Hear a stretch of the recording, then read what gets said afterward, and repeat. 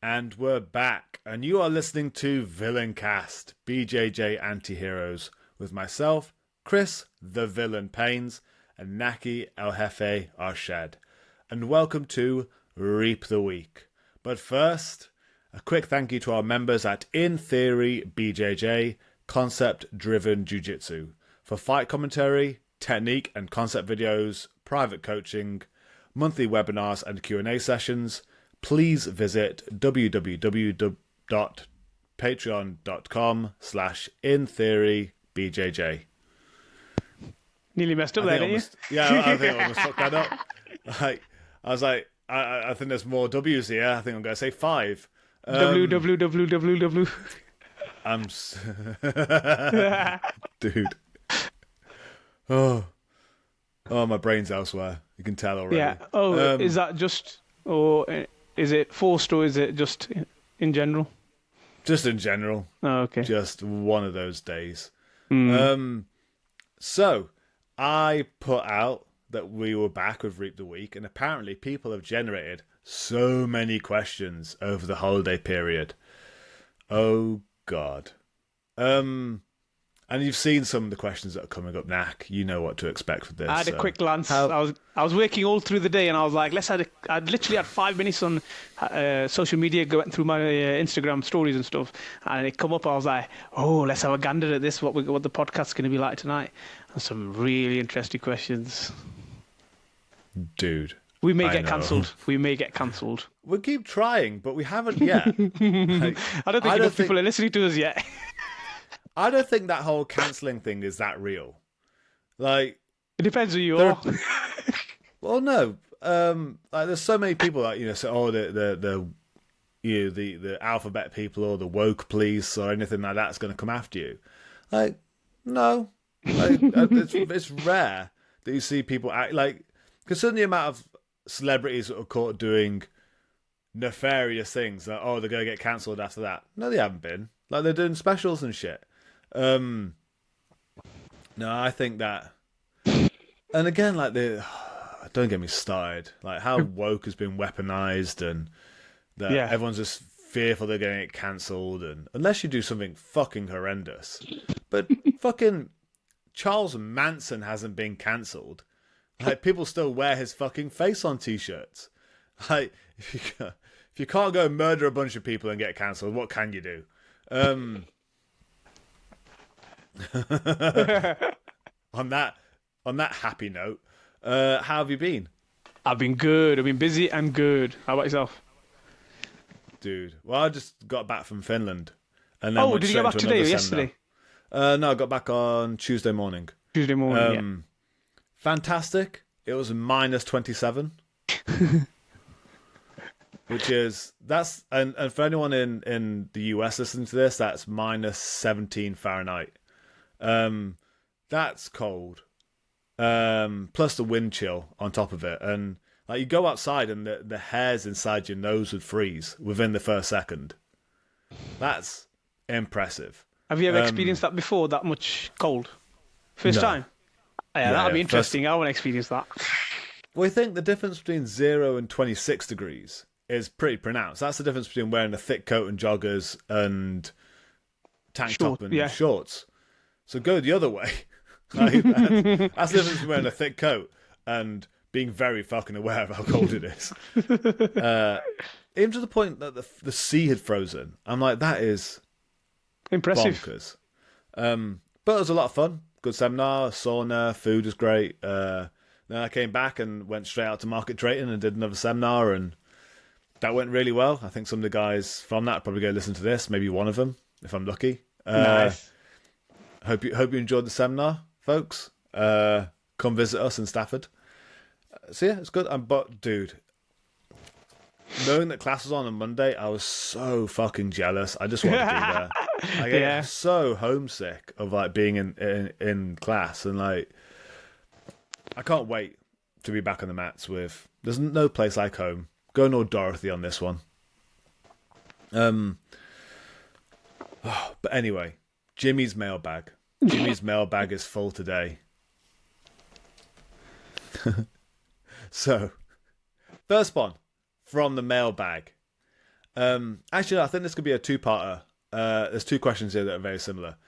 Control points for defending and attacking leg entanglements, and getting started with leg locks in a gym that doesn't really do leg locks. Your thoughts? Oh, which one shall I answer first? Well, I think they're pretty much the exact same kind of question. Like, how would you start doing leg locks in a gym that doesn't do them? And what would you have to know about entanglements? Oh, do you reckon it was the same person asking it? No, I think it was just people who are curious about legs. We'll do I think it's starting to permeate into the general psyche now.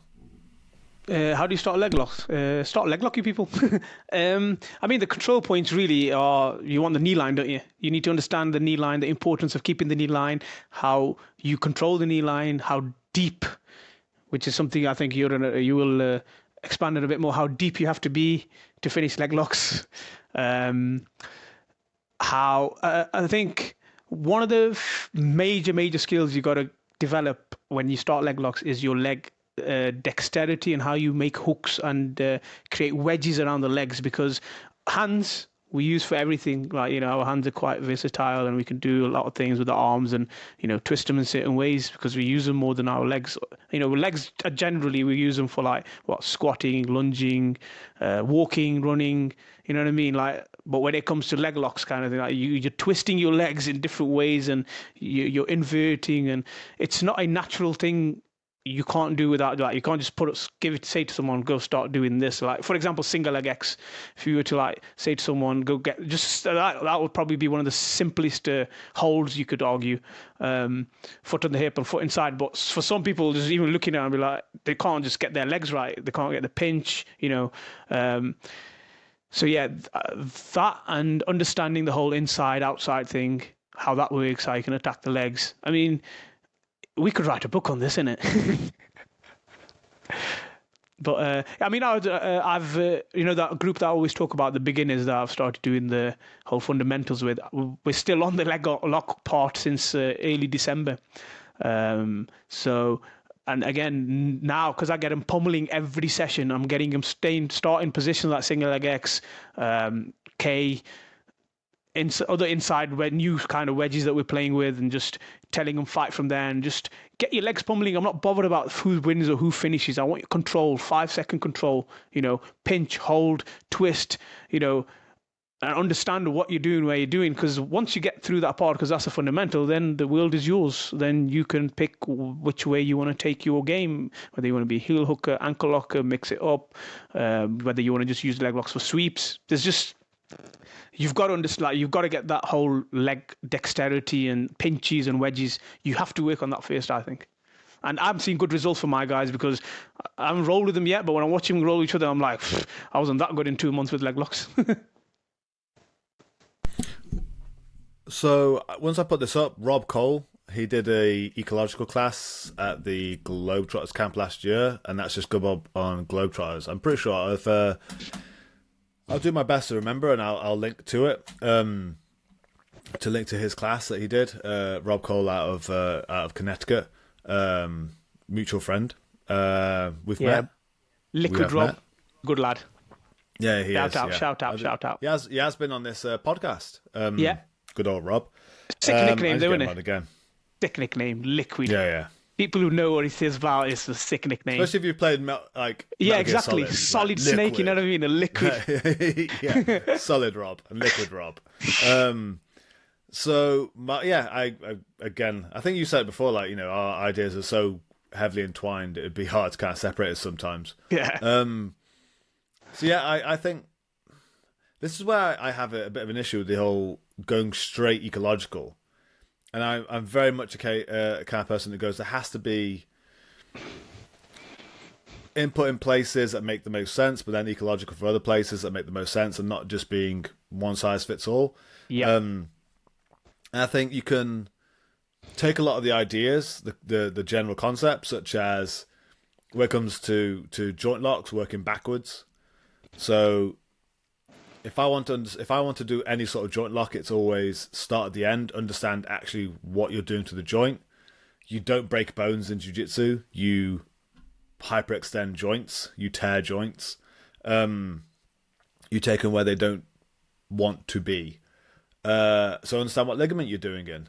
And then once you understand that, you have the two joints flanking the joint you want. The one closest to the core, which is your control joint, which is your positional joint. The one that you're then going to be twisting up or whatever is your submission joint. And then in the middle is your target joint that gets wrecked. You can apply that idea to every submission, every joint submission. So you can take a core concept like that, but then you need to know, like, right, well, what do I actually destroy in the knee? And you might have someone just to explain, right, these are ligaments that we're going to destroy, and this is how you break them. Once you've done that, you then need to look at, like, general, I'd say basic leg entanglements, so as in understand about ashi and saddle and, just like the bare bones, right, this is how you hold on to a leg. You can then look at the ecological idea of drilling for inside or outside, and that formula of if you're the inside-based person, aka in between the other person's legs, that's inside close guard, bottom of mount, butterfly. Well, that's whoever the inside person is afforded leg locks. So you can then ecologically train to find your way to those entanglements. You can also then train quite open with the idea of latching onto that control joint. And so I'd say that's probably the core part if you're ever going to be doing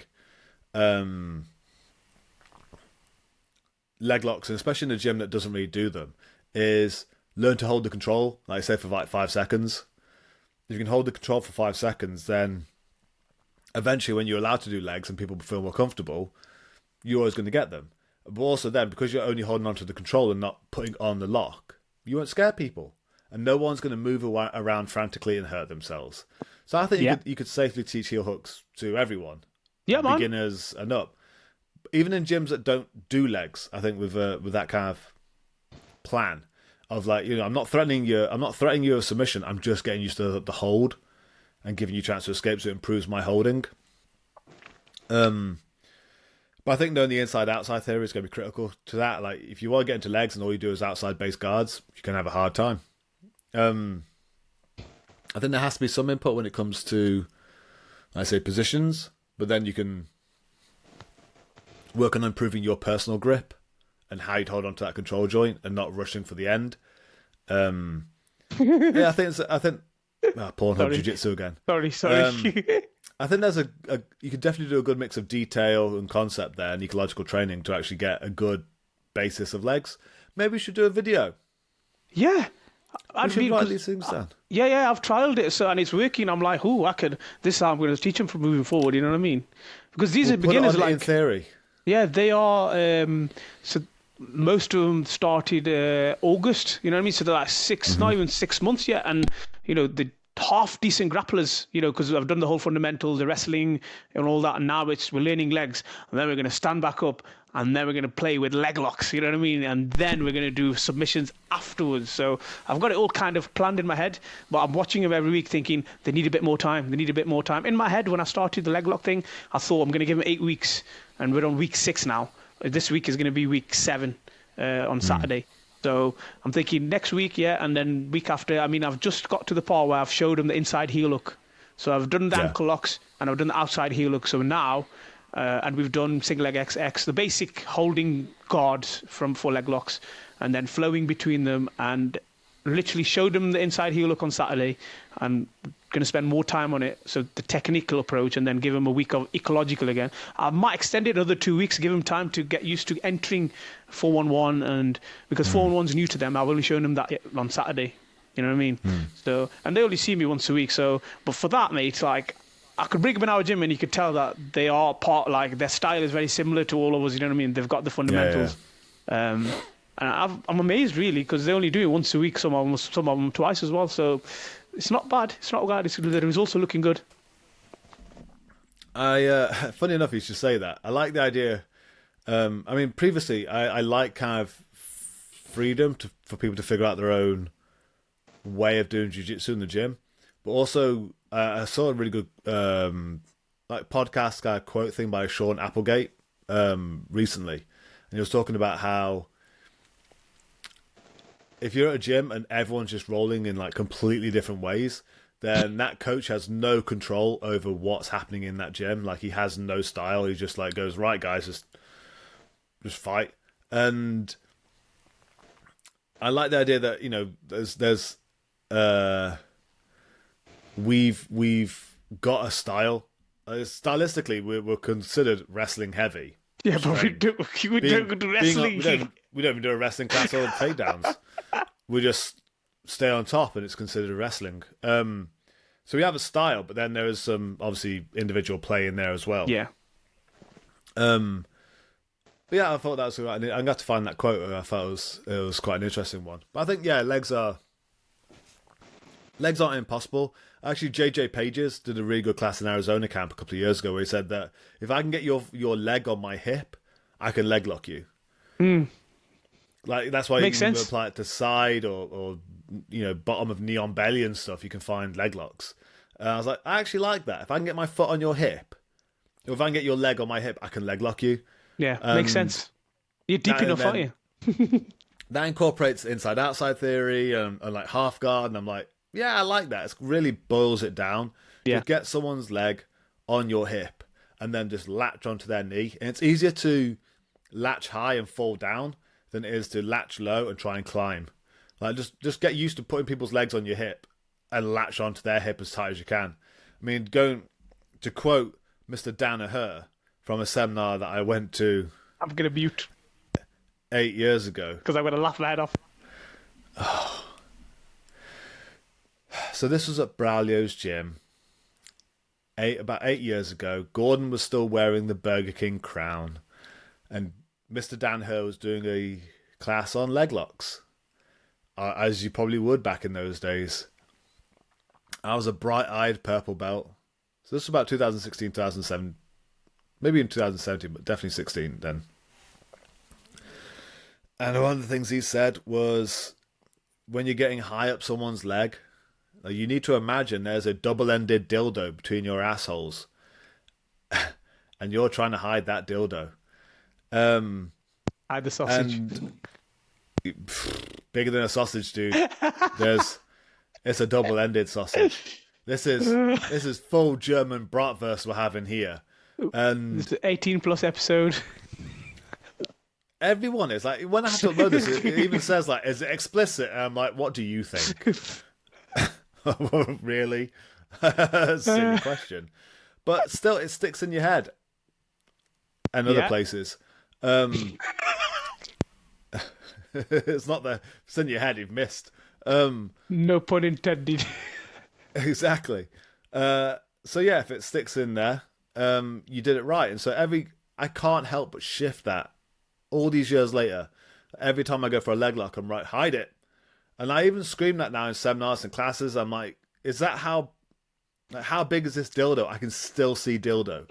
Like, hide the dildo. And people are there like firing, watching one man fire his asshole into another man's asshole because they're just listening to me going, hide the dildo. And they're like, okay. I'm like, this is weird. And then jiu-jitsu gets a weird reputation. Yeah. So yeah, all in all, I think we could do a video on it, but if you wanted to boil it down, don't finish the leg lock, you scare people. Anytime you can get their leg on your hip, just try and wrap around their leg in some way, and wrap high enough that if there was a double-ended dildo, you wouldn't be able to find it. And that's the basis of our leg lock system. Leg locks 101. So, main control point, your asshole. Next question. Good start. Yes, yeah. If question 1 involves a double-ended dildo, we can only go up from here. Tips for using the elbow frame against bigger guys. I have my thoughts on this, which just are no thoughts. But your thoughts on elbows against bigger guys? I think, and this goes back to the whole, like, what you said previously, that you try and give freedom to people to play and find, like, give them a concept, but make something work for themselves.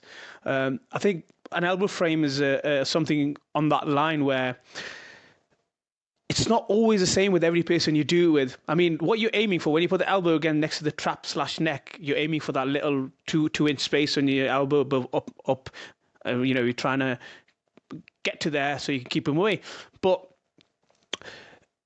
it may be different for you. Like you probably work it in a different way where it works for you, or you shrimp a certain way. Like I've seen you do it. You would do it a little bit different than me. I do it a little bit different, but they both work in their own way. And if we're still using the elbow frame, and I think one big thing that a lot of people mess up on the elbow frame is just because the elbow frame, they always try and meet the person with the elbows. Like you got to go meet them, but you can just extend it to a palm. Like there's a constant change between the palm and the elbow, palm and the elbow. The main goal is that you got to have a frame between your bodies.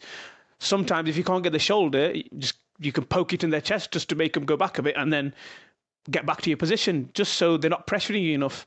I think if someone's like really high on you, like tall, it's hard to even get the elbow up there, because then you're giving them your armpit space. You're going to get your shoulder torn apart. So I think it becomes a selection thing as well, where you understand what the purpose of it is.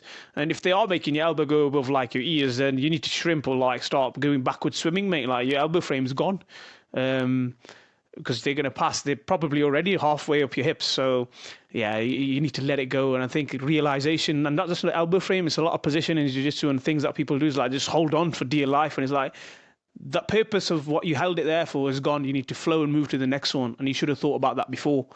I mean, it's an experience thing, I know, but if you can start that early, and I've had this conversation with Raheem earlier on, I goes, if you can keep working on these fundamental things from the beginning and understanding these things, in the future, your grappling you'll understand it all. You can answer your own questions. You don't need to pay someone to be like, yeah, I don't understand this, I don't understand that.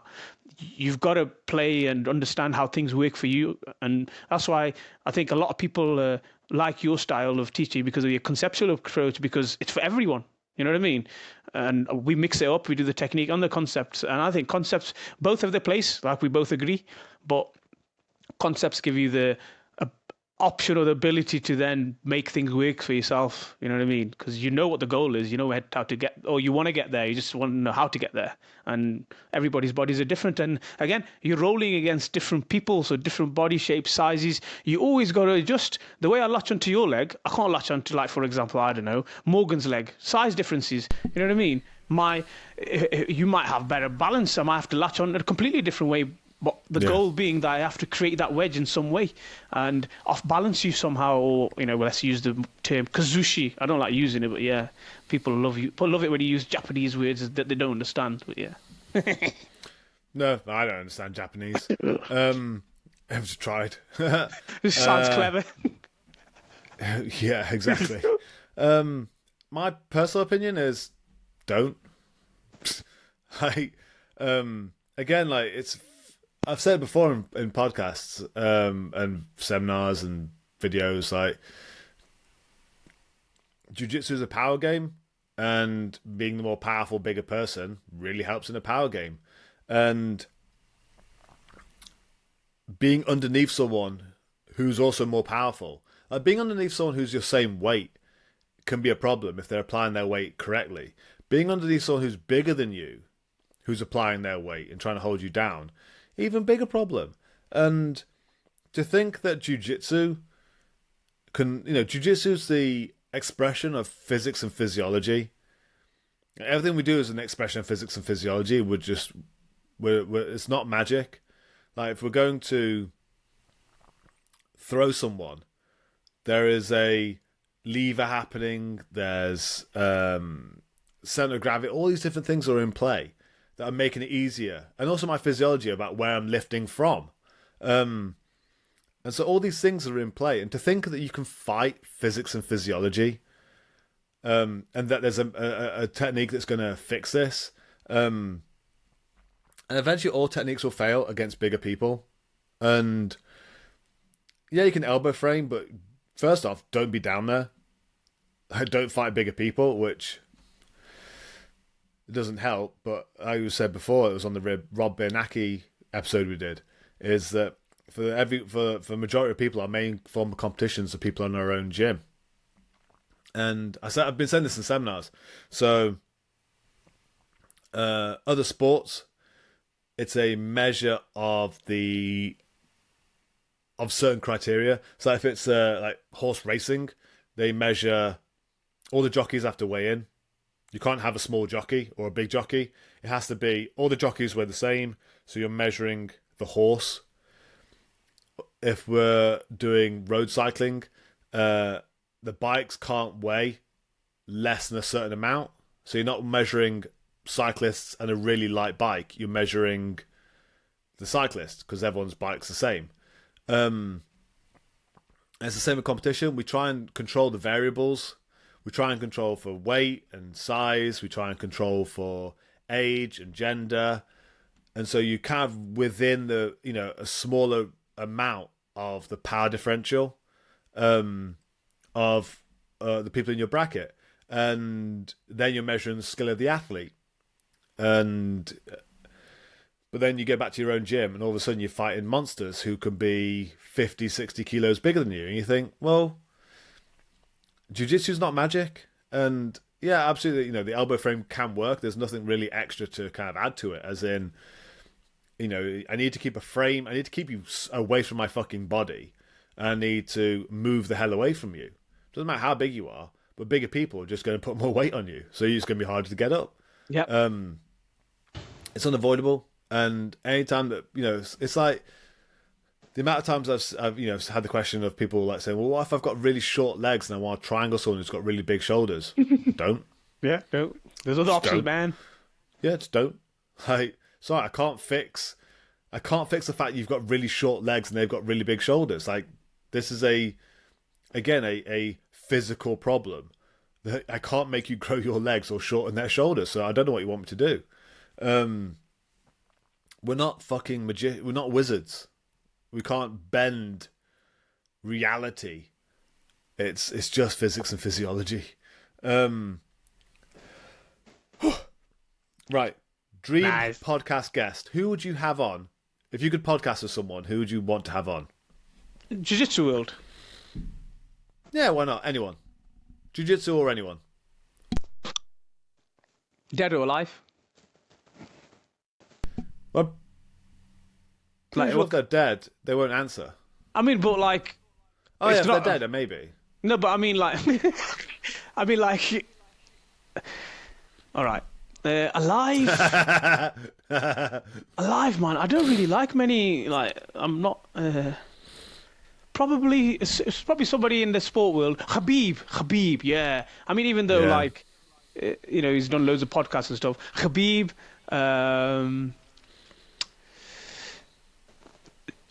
I don't know why, but Gaethje's like a very in his own, like, he's very social and he helps people and stuff. I think he's got a good story. He'd be quite interesting. Let me think from someone in the jiu-jitsu world. Who do I really like in the jiu-jitsu world? I don't know, man. What do you think? Like, who do you like? Obviously, you pick the guests usually, so and it'd be all in touch with a few people. So, Dream podcast guest. I don't know. I kind of enjoy just talking to anyone and everyone. yeah, it's I like think- you can't have. Obviously, it'd be fun having like big names on. Like, if I can get Danaher to talk to me on this, like, yeah, you know what I mean. just because that'd be just a fun conversation. Yeah. I can learn so much from different people. As in, you just give me anyone. I'm sure there's a thing about the world I don't know that I can learn off them. Yeah. Like if Rogan was on here, I'd ask him like, how the fuck did you get so fucking big? Yeah. I What mean, did you do? Everybody's got You interesting wizard. stories. You can ask them, and stories. Exactly. It's like, yeah. Um, Dream. and just, I think there's so many interesting people that I could just get interesting stories out of. And just how did you do it? What did you do? And how the fuck did you get there? And it doesn't matter if they're a huge worldwide name or like I'd happily get. You give me a white belt, in jiu-jitsu, yeah, but they could have other skills across many other things. Like, I'll talk to fucking anyone if they've got something interesting and can learn from. That's why it's so hard. Like, we don't really. We'll just talk to anyone. It's not a. You know what I mean? No, It's hard to pick a I'm dream happy. thingy. I mean, if I had to have a conversation with someone in the last thingy, Muhammad Ali is someone I'd love to speak to. Like, you know what I mean? Get into the brain, get into his head, man. That would be the interesting conversation. But yeah. Yeah. I there's so many lovely people, I'm sure. As long as they're a nice person, not a jackass. Exactly. Like, there's only you can have a space, conversation there's with space them. for one on this podcast, and that's me. There's only space for one asshole. yeah, I'd like to. And who else is there? What was that favourite singer of yours that I always take the piss out of? That girl. Pun? Oh, Taylor Swift. I Taylor get Taylor Swift, Swift on here in a heartbeat, dude. Although you laugh, I've never put Taylor Swift on in the gym. Once you did, I think, when we asked. Can you remember? And you were like, you've never heard of Taylor Maybe. Swift? I'm like, bruv, like, Oh, nah, dude. man.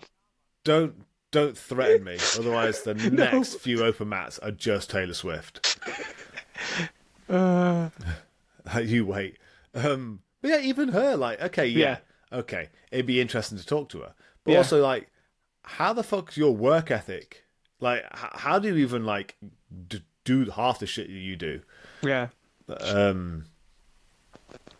Oh, yeah. I wonder if I can Taylor Swift on Villaincast. That'd make no sense. Tagger, you were mentioned. Yeah, I imagine.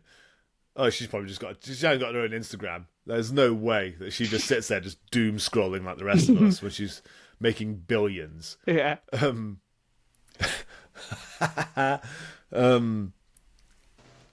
Next question. Next How question. to get more effective at hand fighting? Do more. It's like Oliver Tozer said to me when I asked him when he came down. I was like, "How do you get better cardio for better cardio?" He says, "Just roll more." But yeah, do more, and don't just keep doing like. If you think when you're doing it that it's getting boring now, it means that you need to move on. Meaning you've got to find entries now. Like if it's getting boring to the stage where you're controlling people, but you're not getting close to them, like you're not going up the joints, not getting into head and arms, body locks or single legs or doubles, like. We need to start working your entries off them. When I say do more, what I mean is start every roll doing it. It's one of the best ways you can rack up reps, if you want to call that. But active reps, like active, it's active, not reps. I know it's the wrong word, but like you get the. You're doing it without thinking about it. You have to do it. It's not like where you start. Like for example, you're not sitting on the floor. You're not starting the roll sitting. Like we start the roll standing. Hence, which means you have to hand fight. I mean, even on the floor, you got to hand fight, but we don't really pull guard, do we? Unless we play gi. Well, I play gi. I pull guard. I just want to make that public. If you see me pulling guard, I've got a gi on, or I'm against a really high level wrestler, and I think I can leg lock him. Yeah, they're the only times I'll pull guard. But anyway, just wanted to clear that for futures. Because I don't pull hard. But yeah, I'd say start every roll standing, if that's what you want to do, and your hand fighting will get better. And work your entries off it. Get closer. That's the whole point of hand fighting. Like you want to get closer to your entries and defend your own self as well. So, not quoting the man who stole from me. I sound like a paranoid maniac. Who stole? Danaher. John. So, I stole this from other people, I'm sure. If you had to boil down how you... again, I've said this in seminars. If you had to boil down how you guard pass, you need to get past the feet, you need to get past the knees. Once you get past the knees, that's the last joint in your way before you gain access to the body, and you can gain access to the spine. And that can be either go over the knees, under the knees, around the knees, or through the knees. That is every guard pass ever. It's just me getting past your knees in some way to gain access to your spine. That's no different to hand fighting. Like, guard is just us hand fighting with our feet. And the more dexterity you have with your feet, like that you can use them like hands, the better your guard is. But the exact same rules apply. So if I had to get better at hand fighting, just know that what the end goal is. I'm trying to gain access to your spine, either your head or your hips, or your center underneath your armpits. I'm gaining access to your core, your center, your spine, and your hands are in the way. I need to get past your hands, and then once I get past your hands, I need to get past your elbows. Once I'm past your elbows, the knees of the arms, I have access to your spine. The way I can do that is by either going over your elbows, under your elbows, around your elbows, or through your elbows. And so just basic hand fighting is that any scenario that I need to gain access to your spine, I need to get past your elbows. And I can just, against someone who's increasing resistance in an ecological way, that's all I'm doing. Like, you can think, like, any setup you ever think about the guillotine. But, like, say if you're in guard, and I need to get a setup for the guillotine that involves me hand fighting. Every setup you've ever done is just a form of hand fighting. And every setup, then, of hand fighting is just you getting past the elbows to gain access to the spine. And you can pretty much use that idea of over, under, round, or through to set up any fucking submission you want, as long as it gets you access to the spine. Like, you think that if I want to go for a guillotine, I could go in between your arms and guillotine you. I could parry your arms out the way, go behind your elbows and guillotine you. I could push your elbows down, go over the top and guillotine you. Or I could push your arms up and out the way and guillotine you. Whatever makes the most sense. So yeah, I'd say it's just that. Just know that, well, what is actual hand fighting? It's just getting past the elbows. Yeah. How do you get past the elbows? Over, under, round, and through. Same as you do to the guard. And do it more often. Now, this is the question, Naqi. We're halfway in. Ooh. This is the question you've been waiting for. Oh, no.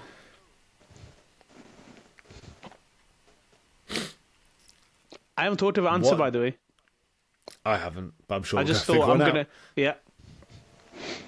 What are we going to call it now? Now Stephen Hawking has been known to go to Epstein's Island. We have Hawking position from pre. I don't think this is a question for us. I think we need to ask. No, I was just going to say he named it, so we need to ask him. Put it on him. Like, I don't. There you go. Well, to be fair, I think we'd call a technique Epstein if we could.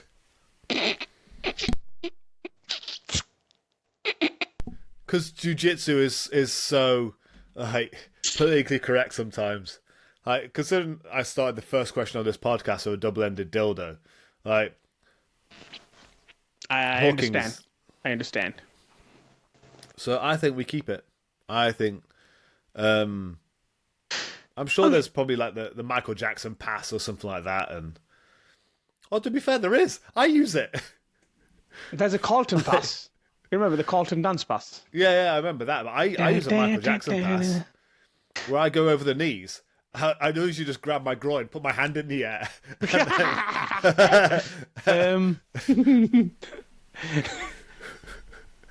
To be honest, mate, like, who cares? Like, you know, I know it's a name and it's like it's a position in it, like, you know, and it's not like.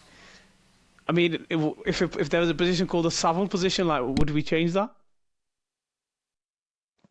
Exactly. So it's one of them where, like, I don't know, and it's I think that if the name means that you understand, like, if you're doing the Hawking, then I mean, I don't want to do it, but like, you kind of know the position, don't you? Like, have you seen is it the Bad Friends podcast? Is it Andrew Santino and Bobby Lee? I don't know. And, I have to send you a clip after this, and they're just talking about Hawking going to the island. And I'm like, what you just did there? I'm like, dude, they do way worse. Don't you worry. Oh yeah. So obviously, I don't take the piss, but I think Hawking stays. I've not agreed with Hawking anyway. Some people would call it like Homer Simpson position or something. I've heard they call being that. Yeah, have you? I used to call when the original one before what you currently does with Hawking. Magic Shoulder. Yeah. No, I used to call it Toy Story. Toy Story, you did, yes. Because it looks like the toys are falling over because Andy's coming. Yeah. And that I thought was way more friendly. Than Stephen Hawking. Okay, we can use Toy Story then. Yeah, fuck it. Whatever sticks in your head. No, that wasn't as fun as I thought it'd be. I know, but it's not like we really care. You know, it's a name for the position. I don't even use it anyway. Yeah, it's not a position. Lying on the floor, not for me. This is an interesting one. I don't think this is anyone who's actually been to my seminar, but how do you maximize learning from seminars or camps? I don't think it's on you. 100%, and Yeah, I agree with you because like I haven't been to a seminar for a while. Uh, Unless obviously in the Amsterdam camps seminars that we did there. But yeah, it is the person delivering it because I remember like when we used to do seminars when we were early when I was in my early belted years, and you'd only remember like one thing or maybe two things. You do it a bit and then you forget about it. And then Preet came along and then he changed the whole way of how he did things and it kind of stuck the things that he did. And then obviously then you've gone and then changed that. And your seminar's sick, by the way. I don't know. Even when you teach, Thank like, you. I'm like, yeah, I'm so glad you're my teacher. Like, you know what I mean? I Thank don't you. have to. That's very nice. I don't have to get you pay for your tickets to come over and teach a seminar. Like, we get the pleasure of having you there. And I do have copied. I'm not gonna lie, I do have copied your style. You know that, don't you? Like, copy, mix and match. But yeah, Yeah, I don't think it's on it's the. interesting. Yeah, it's not on the student. I agree, or the person paying. I mean, you can take notes in whatever way you feel that makes the most sense. I mean, I've taken notes at seminars. I've taken videos at seminars. I've done.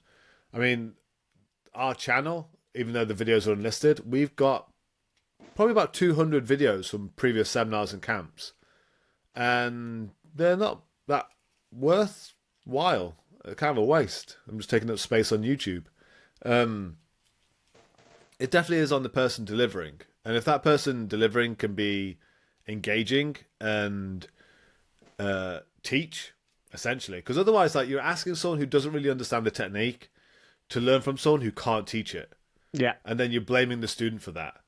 Um, I mean, yeah, sure, if you're with a really good teacher and you're still having issues, then sucks to be you. But I'd say half the time it's just if you're feeling frustrated that you're not getting a lot out of seminars, it's not you. It's probably the person giving it, and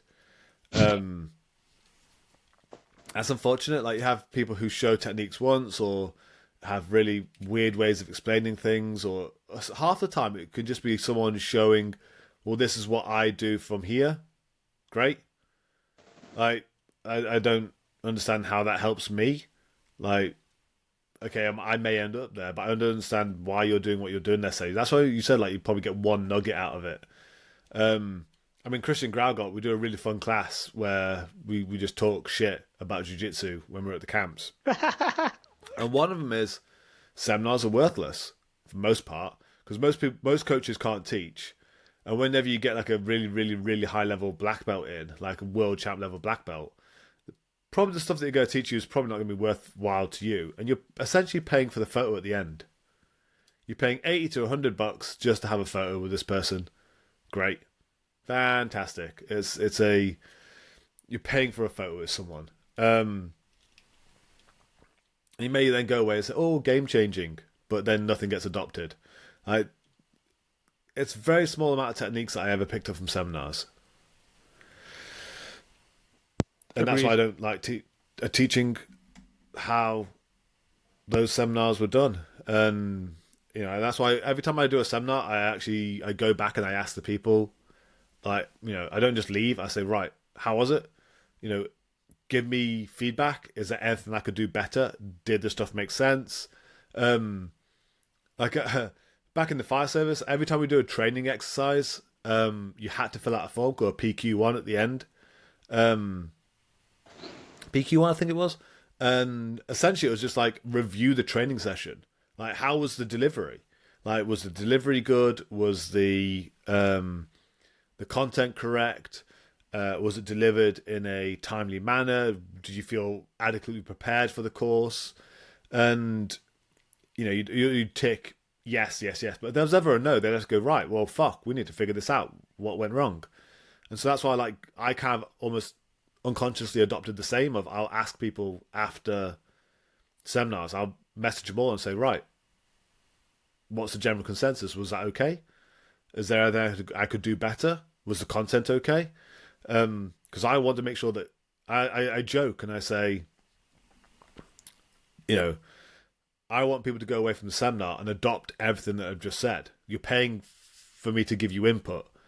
I mean, I could just go away and wipe your tears with my wipe away, tears with your money, and it's like, great, okay, but uh, There's this thing that I took from my teaching days, and it was basically a simple, very simple marking strategy, if you want to call it. And it was basically two things: what went well, and even better if. Simple as that. And I've been using that in all my privates, and anytime I'm working or teaching, or if I teach a class, I always like, what do you think went well, anything good, and well, what would make it better? Yeah, or if there's anything that you didn't understand, or you know what I mean, that I can make it better for next time. You know what I mean? I think feedback is very important. yeah, I think we should. I think coaches should ask it.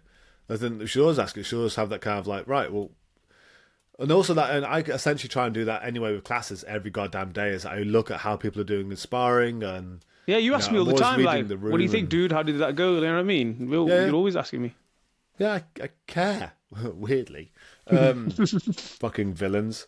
Right, last couple of questions. Oh, it's already a long one. How to teach beginners sweeps in no-gi. I already have thoughts on this. Sweeps I'm to ready. Nogi. Primed. Because I think initially the question is all, because it's easier in the gi. But I actually think, no, fuck it. No, you've got to understand why a sweep works, how it works, and the general concept behind what is a sweep. Because like I swept someone today in open mat, literally, like, you know that when they sit in that combat position, and I'm in guard, I just pushed him over. You know what I mean? Like it's a sweep. But if you want to get into like, yeah, how do you teach them? Like you've got to. It's wrestling, isn't it? It's wrestling. It's just ground wrestling. What are you making that face for? You can see me trying to explode right now. Why? Because it's so simple. It's such a silly question. Is that what is a sweep? It's me getting out from guard and getting on top of someone. Top or bottom, yeah. Simple. Yeah. So if I can just get my bottom leg out and get on top, that's how you teach them it. Just say, right, unless they're actively holding you down, get up and get on top of them. Yeah, I went a bit deeper. I was thinking of butterfly and guards and that, you know what I mean? Yeah, but yeah, like, in the general gist of things, yeah, you literally just get out from the bottom. Just say to them, like, either get out from underneath them somehow, unless they're holding you down, and as you get up, either push them onto their back or get on top of theirs. And if you need to, like, shift their weight or anything like that, that's how you can do very basic sweeps for beginners. Like, you don't have to teach them anything about guard or anything. Let's just say, like, as soon as you hit the floor, get up and get on top of them. Like, roll them in some way. Try and get them on their back. I don't give a shit. And just give them time to figure that out. And that alone will give them stronger sweeps than any drills. They'll be way more effective. Great foundation if you can do that from the beginning. Yeah, just say, as soon as your ass hits the floor, get the fuck up. Pull your bottom leg free and get on top of the other person again. There you go. Here's your 2 points. If you can put them on their back, perfect. And that's why I don't believe, in those kind of instances of teaching techniques, I don't think it's worth it. Especially beginners. You can give them such great foundation with that. Yeah, defo. I'd say it's easier. I'd say sweeps in the no-gi are even easier than the gi. It's the same shit. Just get up and get on top of them. Yeah, it's just and that's the the thing same. is, like, most people keeping their balance, you're going to have to wrestle them anyway. Yeah. Just get your hips higher than theirs. It's so simple. It's so simple. Last question. Any tripod modifications you'd make for gi? No. In passing guard? No. No. Tripod's still stable. Yeah, yes. Tripod stable. It's just grips may change. Posting wear may change because, if you've got that grappling grip, usually on the inside knee, you can post inside the knee and grip the cloth. So it's just the grip, I think, that changes. The stance doesn't change. The idea behind it. I think when you're in guard, especially close, because they can collar choke you, it's still, you've got to be more conscious about it. But no, it doesn't change. You don't change the structure really. It's all about balance, like, moving around, shifting. No, there's nothing changes. No, still, I think you can get just as much in the gi as in no gi of just keep your balance. Yeah. That's it, and you could, if I'm looking for any sort of tripod, I'm still gonna, okay, I might have to adjust things when you're putting weight on, pulling me in some way. I might have to shift my weight so that your grip becomes a little more worthless. But at the same time, I'm like, I just need to keep my balance and adjust my tripod accordingly. If you start going around my neck, then we have a problem. But there's no different anyway. Like, I'd care about you wrapping up anything. And no, I'd say that, I think the main thing is that you have to be super aware of someone feeding your lapels underneath your legs. Yeah. Knack. The fight that we have over that shit. I know. But even then, I still try and keep a tripod because it's still a stable structure. I just try to stay upright. Even if you're wrapping my legs up. I just, I don't know what it is. Like, my game doesn't change, but as soon as you put a gi on, the grips just change. I don't know why or how. It's just like, just change. You fight the jacket. Yeah. You fight the jacket. That's the problem. I'm like, but in no gi, I haven't got that problem. My grips are what they are, but I just love pulling the lapel, man. I think it's just easy control. Yeah. Just staying upright. I think you just stay upright, you'll be fine. Yeah, it does make life hard. And it's again, it's like, I think because balance is an athletic skill. It's something that you can gain and you can lose. And so I think for any growth in the tripod, I don't think there's many modifications you can make that matter in the gi or no gi when you're first doing it. I think just spending more and more time tripoding and not falling over and gaining that athletic skill, that'd serve you more than any kind of detailed modifications. Yeah. Just longer. Just don't fall over. Every time you fall over, you've put an end to your balance learning exercise. Stay upright, you'll learn more. I love the fact that we can ask questions and get so many in. The mailbag felt full today. Yeah. The bag felt full to exploding. Nearly an hour today. It's fantastic. Thank you for everyone for sending in your questions. Yeah, I love. And it's also given us ideas for videos, so expect the initial leg explanation on In Theory BJJ. That'll be coming up.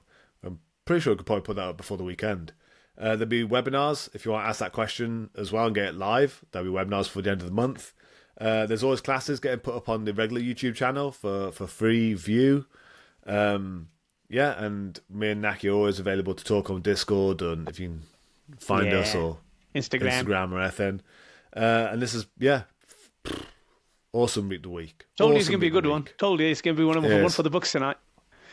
As soon as I see my Instagram exploding, I'm like, yeah, here we go. This is it. Reap the Week is back. Other than that, thank you for listening in. Thank you for still joining us. This has been Reap the Week with Chris the Villaincast and Naqi El Jefe Arshed. Good night. Good night.